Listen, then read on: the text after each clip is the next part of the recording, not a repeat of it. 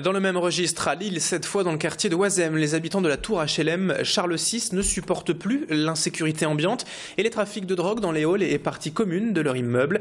Ils ont donc décidé d'assurer eux-mêmes et chaque soir la sécurité de la tour en contrôlant les entrées. Après plusieurs agressions et menaces de la part des trafiquants, les locataires sont excédés et regrettent surtout de ne plus pouvoir compter sur la police ou même sur les agents de sécurité déployés quand même par le bailleur LMH. Une manière pour eux de briser la loi du silence et de faire face surtout au contrôle de leur quartier par les trafiquants de drogue. Aujourd'hui, ils attendent des réponses de la part des forces de l'ordre, mais se disent prêts à monter la garde tous les soirs tant qu'une solution durable n'aura pas été trouvée.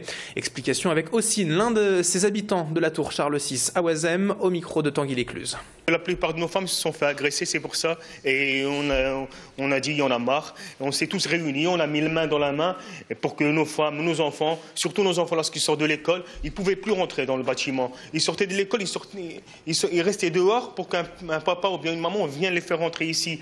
Et nos femmes, ils se font agresser ici. Ils rentrent, ils se font agresser, ils se font insulter.